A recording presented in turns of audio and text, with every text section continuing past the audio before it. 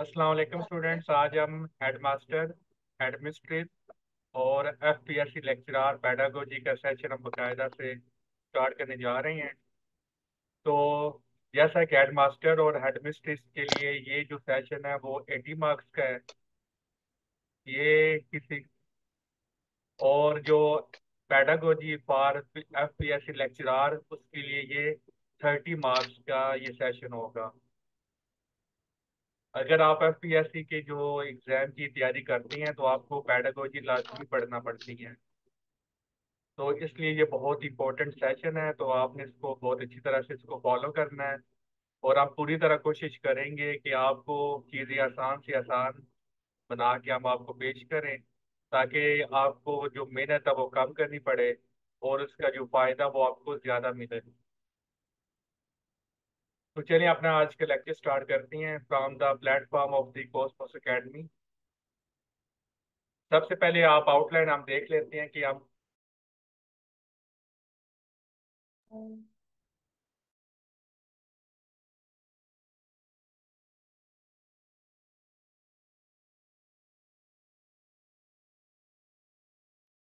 और ये डिस्कनेक्ट हो गया था, तो अब हम दोबारा स्टार्ट करते हैं। सबसे पहले कंफर्म कर दे, आवाज़ मेरी ठीक आ रही है? स्लो तो नहीं आ रही?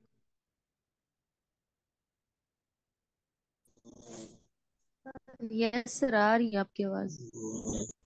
तो सबसे पहले हम आउटलाइन हम देख लेते हैं। जैसे मैंने अभी आपको बताया कि जो पंजाब, खैबर पख्तूनख्वा और सिंध, इनमें हेडमास्टर और एडमिनिस्ट्रेट की जो जॉब्स है वो पेंडिंग है।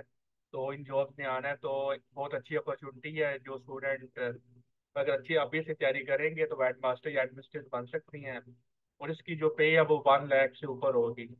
तो इसके लिए आपने बहुत अच्छी तरह से आपने मेहनत करनी है। इसके अलावा अगर आप लेक्चरार बनना चाहती हैं एफपीएससी में, तो आप जानती हैं कि उसमें जो मार्क्स डिस्ट्रीब्यूशन होती है, टोटल 100 मार्क्स का पेपर होता है। इसमें 50 मार्क्स आपके सब्जेक्ट से रिलेटेड होती हैं, 20 मार्क्स की आपकी इंग्लिश होती है, वो भी हम आपको करवाएंगे। और 30 मार्क्स जो है वो उसकी पैडागोजी होती है। तो यानी कि किसी भी एग्जाम के लिए आप ये तैयारी कर रहे हैं तो ये पोर्शन आपके लिए बहुत सूटेबल है, बहुत ज़्यादा बेनिफिशियल होगा।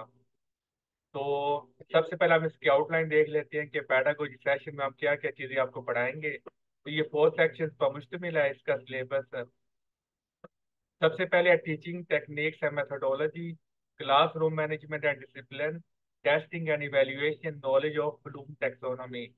तो देखिए, सबसे पहले टीचिंग की टेक्निक्स हम सीखेंगे, किस तरह हम टीचर को पढ़ाते हैं, स्टूडेंट को वो डिफरेंट मेथड्स को हम स्टडी करेंगे। क्लासरूम को किस तरह मैनेज किया जाता है, डिसिप्लिन को किस तरह मेंटेन किया जाता है, फिर टेस्ट जो होती हैं उनको किस तरह लिया जाता है, उसको किस तरह इवेल्युएट किया जाता है, और ब्लूम टेक्सोनॉमी। तो ये पूरा एक सीक्वेंस के साथ हम चीज़ों को लेके चलेंगे। These 4 sections are divided into following subgroups। अगर आप टीचिंग टेक्निक्स और मेथोडोलॉजी में देखें तो सबसे पहले फिर लेक्चर मेथड आता है, कोऑपरेटिव लर्निंग आती है, फिर inquiry based learning, problem based learning. अभी जस्ट मैं ओवरव्यू आपको दे रहा हूँ, तो ज़ाहिर मुझे पढ़ के सुनाने की जरूरत नहीं है, तो आप इसको साथ साथ देखते रहे। दूसरा आ जाता है फिर क्लासरूम मैनेजमेंट एंड डिसिप्लिन। इसमें क्या क्या चीज़ें आती हैं, स्टैब्लिशिंग क्लासरूम रूल्स, एक्सपेक्टेशंस आ जाती हैं। आगे फिर उनके सब ग्रुप्स बने हुए हैं। Class creating a positive classroom environment, ये हम सीखेंगे। Effective classroom management strategies for schools,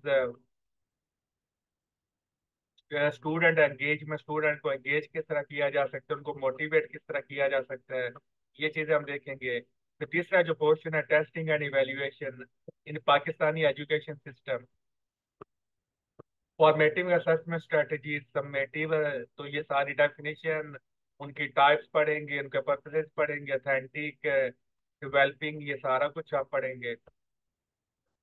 चौथा आ जाता है ब्लूम्स टैक्सोनॉमी, ये सबसे ज्यादा इंपॉर्टेंट पोर्शन है। इसमें से पेपर बहुत ज्यादा आता है। तो इसमें आ जाते हैं इंट्रोडक्शन, सबसे पहले पढ़ेंगे, इसकी रेलिवेंस पढ़ेंगे, कॉग्निटिव डोमेन, इसकी एप्लीकेशन, ओवरव्यू वगैरह, इफेक्टिव डोमेन कंसिडरेशन, साइकोमीटर, इसकी डोमेन वगैरह। ये सारी जो चीजें, ये मैंने एक ओवरव्यू आपको दी है कि पैडागोजी में हम क्या क्या चीजें लेकर चलेंगे। तो अब आ जाते हैं आज के लेक्चर पर, पेडागोजी नोट्स।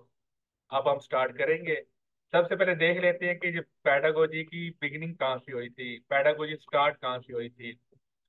तो पुराने वक्तों की बात है, ग्रीस में जो ये सबसे पहले ये पढ़ाने वाला सिस्टम स्टार्ट हुआ था।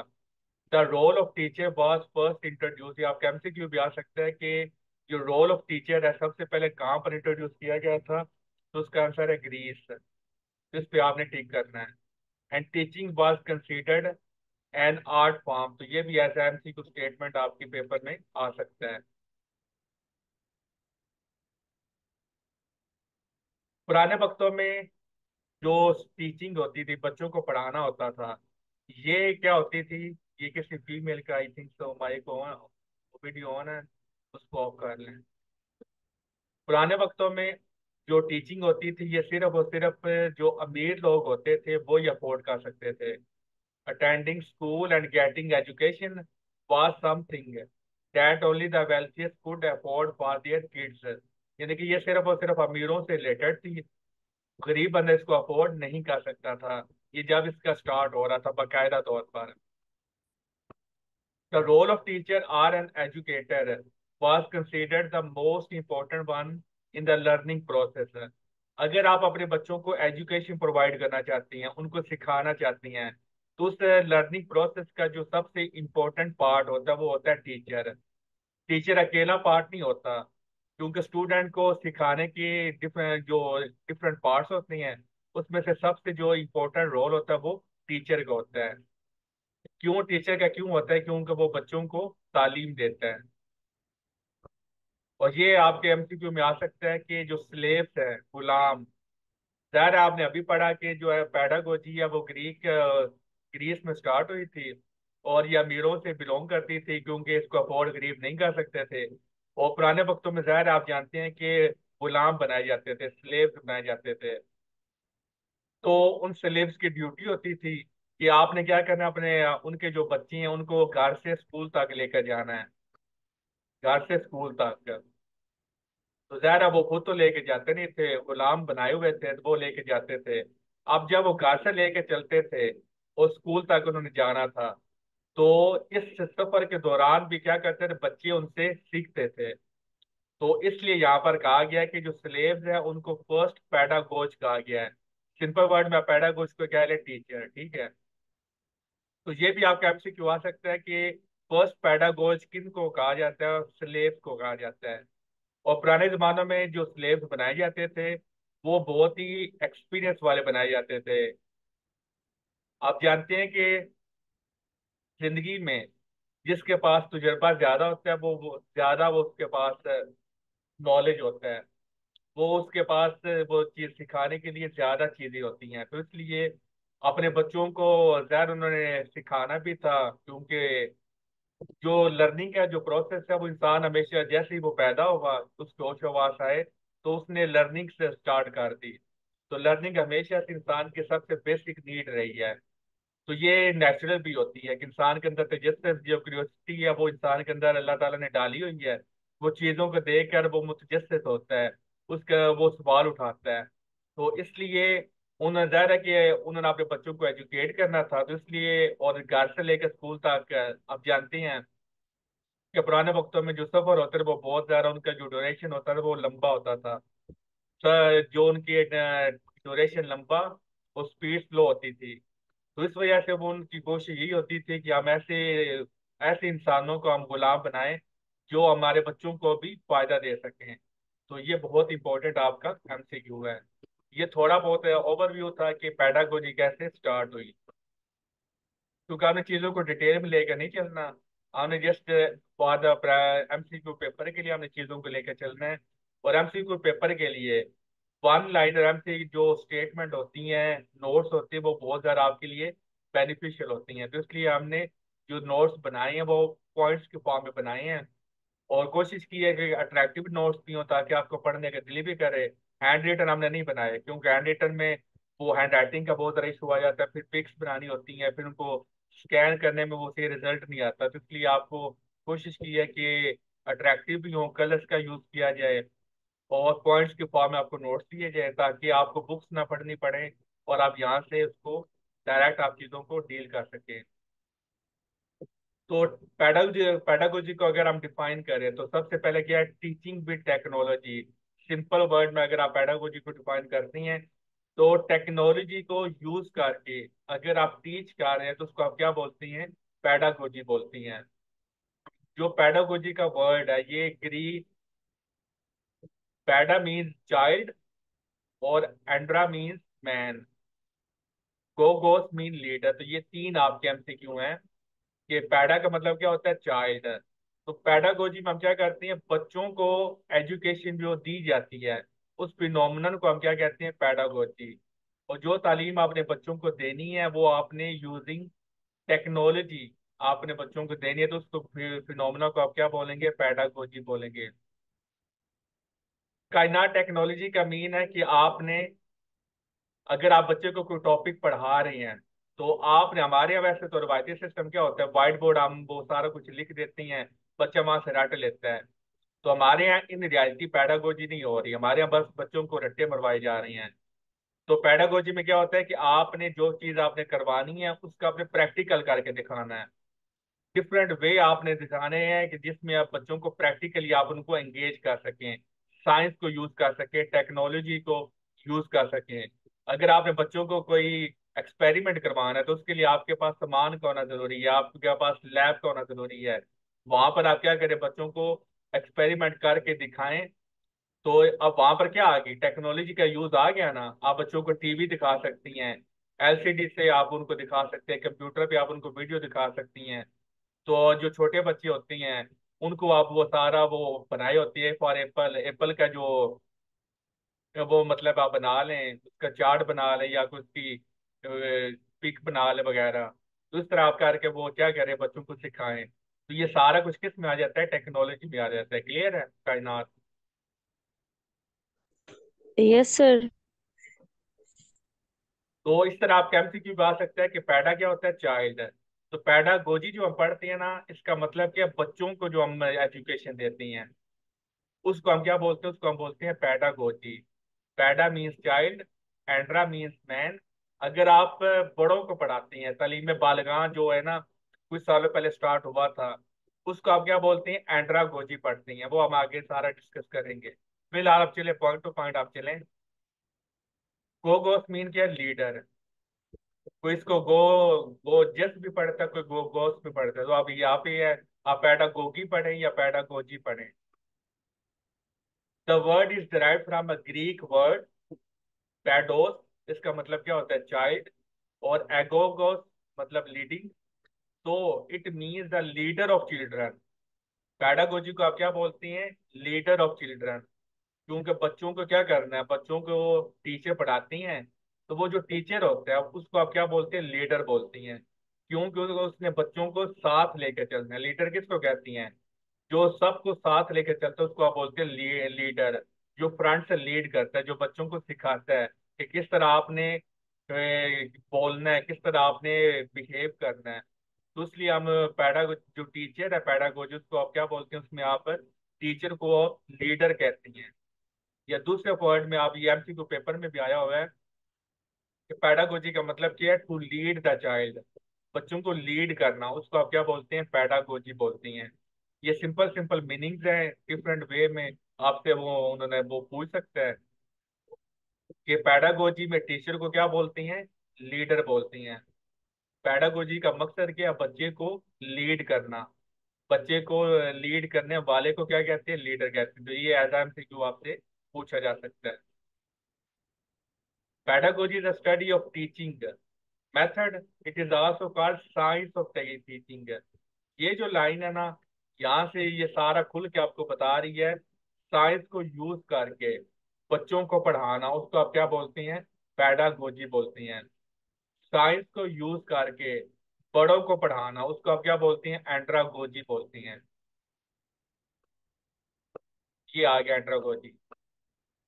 एंड्रागोजी याद रखना है, जो हम हमारे स्कूलों में होता है ना, वो हम पैडागोजी यूज करते ही नहीं है।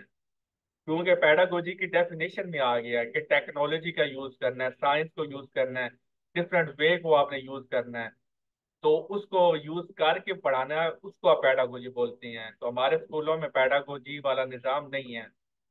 ना हमारे यहाँ जो टीचर होता है वो लीडर नहीं होता, ये भी याद रखें। हमारे एजुकेशन सिस्टम में जो टीचर है वो लीडर का रोल प्ले नहीं करता, क्योंकि लीडर ने क्या करना है, अच्छे बच्चों को साथ लेके चलना है, और जो नालायक बच्ची हैं उनको भी साथ लेके चलना है, और जो कामचोर बच्ची होती हैं जिनका दिल नहीं करता पढ़ने को, उनको भी साथ लेके चलना है। जो स्कूल है वो उनको जहन्नम नजर नहीं आनी चाहिए, क्योंकि इंसान जो है अपनी जिंदगी का एक बहुत बड़ा हिस्सा स्कूल, कॉलेज और यूनिवर्सिटी में गुजारता है। तो इसलिए ये जो इंस्टीट्यूशन है, ये उनको बहुत एंटरटेनिंग उनके लिए नजर आने चाहिए। उन पे कोई बर्डन नजर नहीं आना चाहिए। ये ना हो कि जब वो स्कूल में एंटर हो तो उनको ऐसा लगे कि मैंने किसी जेल में आ गया हूँ, अब मैंने सबक याद नहीं किया, मुझे अब मार पड़ेगी वगैरह वगैरह। तो हमारे यहाँ सारा कुछ इसके उलट होता है। लेकिन ज़ाहिर है पेपर के पॉइंट ऑफ व्यू से हमने इसको करना है। तो फॉरेन सिस्टम में जो टीचिंग है ना, ये बकायदा जैसे अभी यहाँ पर देखा है कि ये एक साइंस होती है। फॉरेन कंट्रीज में इस पे रिसर्च की जाती है कि आपने टीचर को किस तरह उसने बच्चों को पढ़ाना है। टीचिंग वहां पर हर बंदा टीचर नहीं बन सकता, जिस तरह हमारे यहाँ होता है ना कि उसको जॉब नहीं मिलती, वो टीचिंग वो एजुकेशन डिपार्टमेंट में आ जाता है। मोस्टली क्या होता है, हर फील्ड का जो नाकाम बंदा होता है वो आ जाता है टीचिंग, वो एजुकेशन डिपार्टमेंट का वो आ जाता है। और उन्होंने सितम तरफी देख के कि एजुकेशन डिपार्टमेंट में हर बंदे एलिजिबल होता है ऑलमोस्ट। तो वो उसकी फील्ड कुछ और होती है, वहां पर उसको जॉब नहीं मिलती, और वो एजुकेशन डिपार्टमेंट में आ जाता है। तो टीचिंग हमारे यहाँ की स्पेशलाइज जॉब नहीं है। जिस तरह आप होते हैं ना, डॉक्टर बनने के लिए आपने एमबीबीएस करना है, इंजीनियर बनने के लिए आपने इंजीनियरिंग के कोर्स करने हैं, कंप्यूटर को अगर आपने करना है तो उसके लिए आपने सॉफ्टवेयर इंजीनियरिंग के सारे कोर्सेज होती हैं, सड़कें बनाने उसके लिए मैकेनिकल इंजीनियरिंग आपने करनी है, अगर आपने दवाइयाँ बनाने तो उसके लिए आपने फार्मा से वो फार्मेसी का वो आपने कोर्स करना है। वकील बनना है तो आपको लॉ आपको पढ़ना पड़ेगा। अगर आपने कॉमर्स में जाना है तो आपको कॉमर्स का कोर्स पढ़ना पड़ेगा। लेकिन टीचर बनने के लिए पाकिस्तान में कोई कोर्स डिफाइन नहीं है। कोई टीचर बनना पाकिस्तान में स्पेशलाइज जॉब नहीं है। हाँ जी सना, ये जो पेड स्टूडेंट होंगे ये सारे नोट्स उनसे शेयर किए जाएंगे।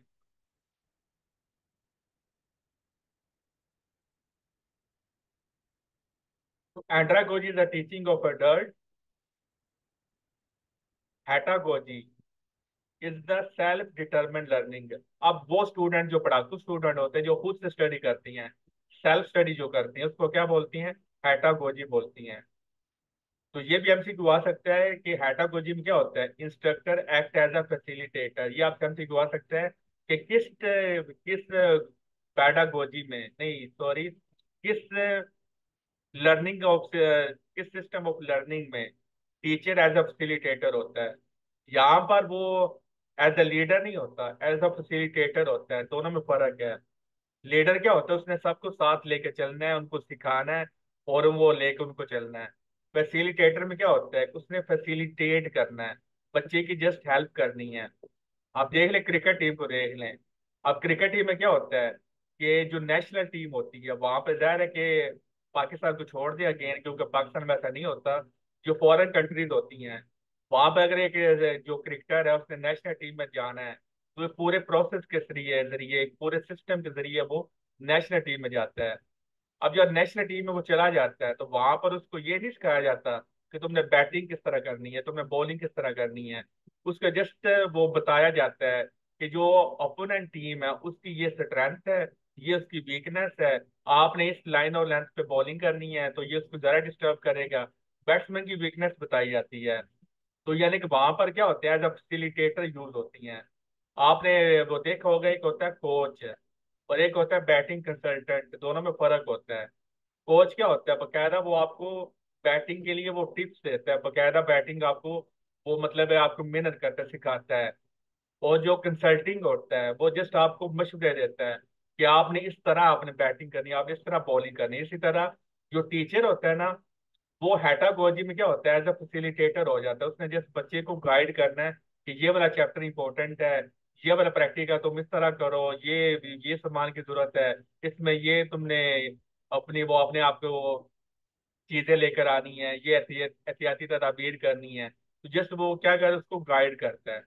क्लियर है यहाँ तक? बाकियों को आवाज आ रही है?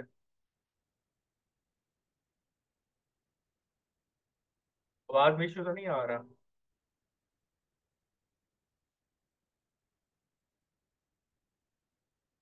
फिर नेक्स्ट है पैरागोजी। पैरागोजी क्या होता है? अगर आप ग्रुप स्टडी करती हैं, पैरा का मतलब क्या होता है? पीयर। पेयर का मतलब क्या होता है? ग्रुप। अगर आप ग्रुप में स्टडी करती हैं, पेयर बना के स्टडी करते हैं, उसको आप क्या बोलेंगे? उसमें आप पैरागोजी बोलेंगे। अब आप क्या कर रही हैं? ऑनलाइन स्टडी कर रही हैं। ऑनलाइन लर्निंग को आप क्या बोलते हैं? साइबर गोजी बोलती हैं। तो अब आपका और मेरा जो इंटरेक्शन है वो किसके थ्रू हो रहा है? साइबर गोजी के जरिए हो रहा है। The first learning centre of a child is home. तो ये भी आपके एमसीक्यू आ सकते हैं। तो देख लें, ये सारे के सारे जो पॉइंट है, ये आपके सारे के सारे पेपर में आपका एज एमसीक्यू पूछे जा चुकी हैं या पूछे जा सकती हैं। तो इस तरह ही हम आपको क्या करेंगे, आपको सारे जो नोट्स है वो हम आपको प्रोवाइड करेंगे। आज के लेक्चर यहाँ पर हम एंड करती हैं। मैं आपको जस्ट ओवरव्यू आपको नोट्स का दे दूँ कि आप किस तरह नोट आपको नोट्स प्रोवाइड करेंगे। स्लोली स्लोली मैं क्या करता हूँ, आपको नीचे करता हूँ ताकि आप एक ओवरव्यू ले लें पूरे नोट्स का। तो इसके अलावा अगर कोई सेशन ज्वाइन करना चाहता है तो ये हमारा ये कॉन्टैक्ट नंबर नोट्स पे दिया होगा है, ये वाला नंबर, इसका आप स्क्रीनशॉट ले सकती हैं या पर्सनली मैसेज कर सकती हैं। इस नंबर पर आप कॉन्टैक्ट करके आप सेशन ज्वाइन कर सकती हैं। किसी का कोई सवाल है तो वो पूछ सकते हैं, चैट में भी पूछ सकते हैं और वॉइस में भी पूछ सकते हैं। तो साथ साथ में आपको अपने जो नोट्स हैं उनको ओवरव्यू आपको दे रहा हूँ।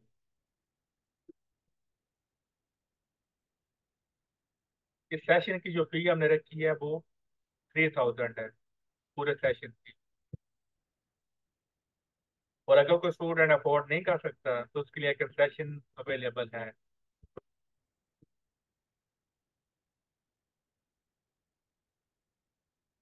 जो स्टूडेंट अफोर्ड नहीं कर सकते उनके लिए हमने कंसेशन रखी हुई है।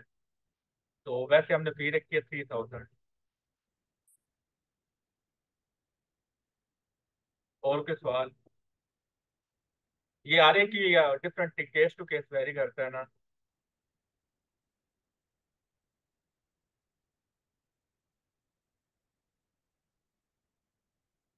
जिन्होंने करवाई हुई है तो उनको करवाने की कोई जरूरत नहीं है। जिन्होंने फी दे चुकी हैं उनके लिए ये नहीं, वो दोबारा मैम से वो दोबारा तो उन्होंने ना दे दी।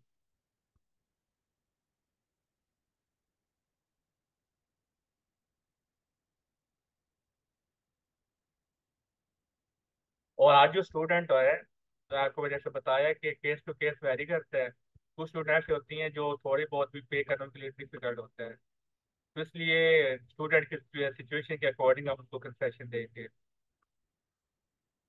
किसी को थोड़ी कंसेशन की जरूरत होती है, किसी को ज्यादा कंसेशन की जरूरत होती है। हमारी पूरी कोशिश होगी कि कोई फीस की वजह से जो स्टूडेंट है वो सेशन, अगर फीस की वजह से वो सेशन अटेंड ना कर सके, ये हम पूरी कोशिश करेंगे कि फीस की वजह से वो सेशन छोड़े ना। अगर उसने अपना दिल नहीं, वो अलग बात है। तो ये साथ साथ आप ओवरव्यू भी आप देख सकती हैं। अगर आपका कोई सवाल नहीं है तो मैं मीटिंग एंड कर दूँ। 5 मिनट रहते हैं अभी लेक्चर में। तो आज के लेक्चर जस्ट एक ऐसा डेमो था आपके लिए। इसमें ये सेशन आपके लिए हेड मास्टर, एडमिनिस्ट्रेट, चाहे आप पंजाब से बिलोंग करती हैं, चाहे सिंध से बिलोंग करती हैं, चाहे फेडरल से, चाहे बलोचिस्तान से, या खैबर पख्तूनख्वा से, या आज़ाद कश्मीर से, 80 नंबर का आपकी पैडागोजी की आएगी, 80%। और हो सकता है कि कुछ जगहों पर 100% ही पैडागोजी आ जाए। आपको पूरे ट्रिक्स भी बताएंगे चीज़ों को याद रखने की। आप देख सकते हैं जो सारे नोट्स हैं। आज तो डेमो क्लास थी ना कायनात, इसलिए हमारी क्लास का ड्यूरेशन इन चल 80 मिनट होगा। 40 मिनट नहीं होगा, 80 मिनट होगा।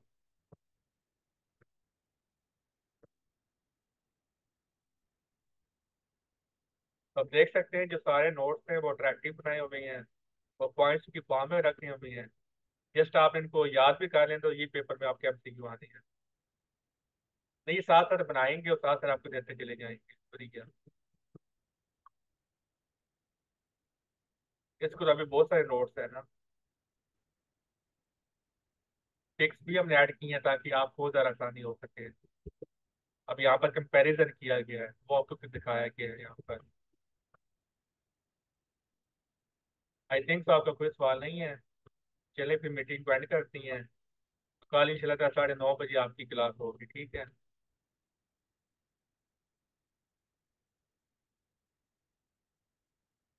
हाँ जी, मैं अभी बताया कि ये आपके जो पैडागोजी है ये आपको एडमिनिस्ट्रेट, हेडमास्टर और लेक्चररशिप फॉर एफपीएससी तीनों के लिए आपके लिए बेनिफिशियल है। हेडमास्टर और एडमिनिस्ट्रेट का कोर्स याद है?